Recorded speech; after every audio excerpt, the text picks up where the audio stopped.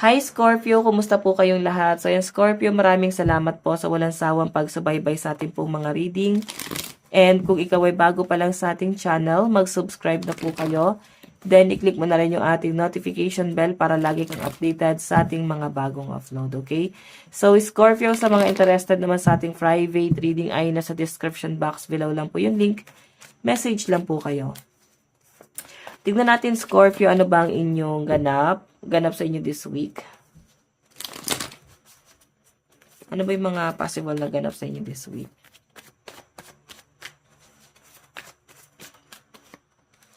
Oh, change direction. Bagong pananaw to, guys.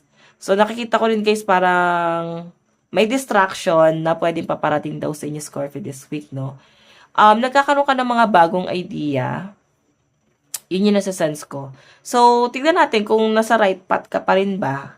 Kung tamang direction ba itong pinupuntahan mo ngayon. Kasi nakikita ko, guys, as in, ano ka, parang nagbabago yung pananaw mo or at least change direction yung energy mo. Since sunflower to, di ba ang sunflower, kung nasan yung araw nandun sila or minsan nakatutok sila sa kapwa nila, sunflower, kasi nagsasend sila ng energy sa isa't isa. So, ikaw nandun ka sa point na pwedeng, gusto mo doon sa, kung sakaling wala nang mangyayari dito, or kung puro problema na lang dito, hindi na maayos yung problema na yan, pwede kang pwede kang lumihis ng landas, and syempre, pupunta ka doon sa mga taong positive, or nagbibigay guys ng positive sa inyo, pwede guys na may mabe-benefits ka, at the same time, pwedeng may peace of mind ka doon sa bagay na yon. Pwedeng same lang naman kayo guys, may mabe-benefits, no? So, ganon. Check pa natin. Meron tayong Ace of Pentacles. Ito guys, si Ace of Pentacles is, pera. Pwede may offer sa inyo sa trabaho, sa ibang company, na parang mas malaki yun Malaki yung offer dun guys. So, nakikita ko dito. Okay, opportunity to Parang pag-iisipan mo to. Kasi loyal ka doon sa company mo kahit sabihin natin guys na hindi ganun kalaki yung pera, kahit hindi ganun kalaki yung sahod.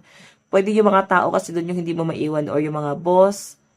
Pero kasi guys may may opportunity na paparating. So nakikita ko sa inyo Scorpio this week. Pag-isipan mo mabuti.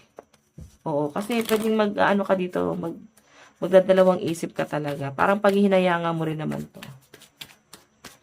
Check natin, meron tayong Knight of Pentacles. So guys, itong Knight of Pentacles, nakikita ko dito, nakikita kita na someone na mabagal ka sa mga decision making mo. Oo. Parang takot kang mag-take ng risk. Takot kang magdesisyon ng padalos-dalos sa buhay mo. Oo, ganun. So, by the way, may kinakatakutan ka or hindi ka confident sa sarili mo? Meron tayong Queen of Pentacles. Ayun, meron kumukontrol ka sa decision mo, Scorpio Kaya hindi ka basta-basta makapag-decide. Kasi pwedeng magulang mo to, pwedeng nanay mo, tatay mo, pwedeng karelasyon mo, masyadong controlling. So, may kumukontrol sa decision mo. Yun yung nasa sense ko dyan. Kaya hindi ka hindi ka basta-basta makapag-decide. Kasi pwede kinokontra niya. Check pa natin.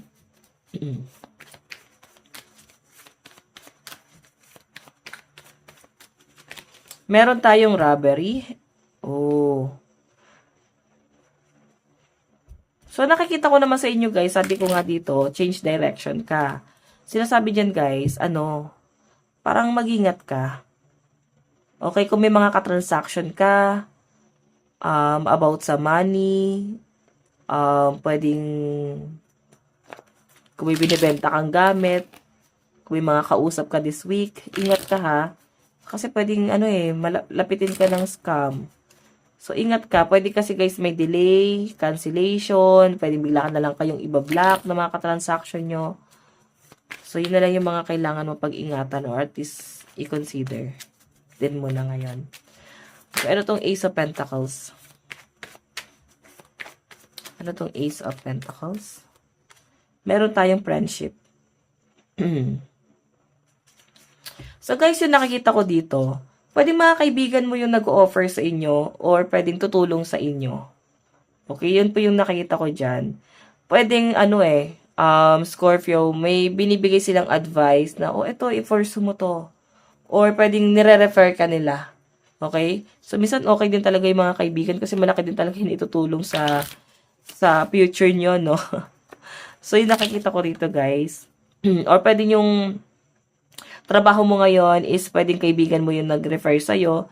Kaya kahit may iba kang offer sa ibang company, hindi ka makalis kasi utang na loob.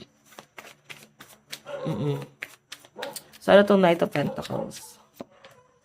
Oh, kaya pala mabagal. Kasi, once na mamunga tong tinatanim mo, ano to guys, malaki to, no? Kumbaga, magandang pag-harvest to.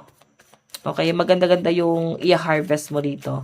So, mabagal lang siya guys. Mabagal yung progress, pero worth it to. Okay? Para sasabi dito is slowly but surely. Huwag ka masyadong magmadali sa mga desisyon mo. May good news na paparating sa inyo this week. Ano tong Queen of Pentacles? Meron tayong evidence. Okay.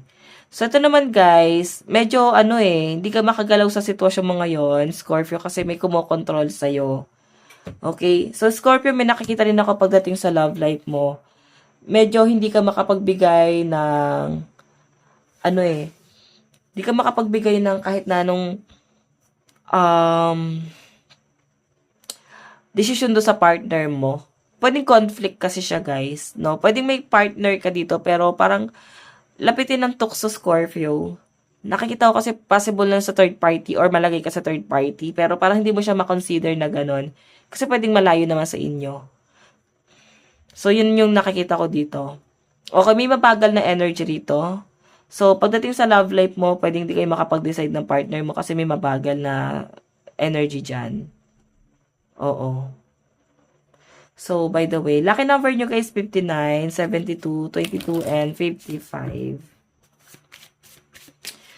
And may mga Scorpio rin dito guys, kung kayo ay nasa third party, kung ikaw yung may third party, parang medyo nagigilty ka eh. Okay, hindi mo rin mabitawan tong taong to. Or kung ikaw naman yung nilagay sa third party, hindi ka aware dito, hindi ka mabitawan ng partner mo. Kasi malalim na yung connection na meron kayo. Hindi na siya guys basta-basta. Ayun po. So, advice, meron tayong go deeper. Diba? Ang lalim ng emosyon, ang lalim ng pinanguhugutan. So, may malalim na pag-uusap daw sa inyo na tong taong to this week. May mga decision kayo na gagawin this week. Okay? Magde-decide ka this week eh. Okay? So, parang pag-isipan mo mabuti ha. Kasi ito, mukhang seryoso na itong pag-uusap na to. Hindi na siya guys basta-basta. And hindi na siya guys biro. Okay? So, sa relationship guys, pag-usapan nyo mabuti kasi nakita ko nahihirapan na kayo both side. Lalo na at kung nasa tukso itong relasyon na to. So guys, ito lang po ang inyong reading. Maraming salamat. God bless and love you all. Bye-bye.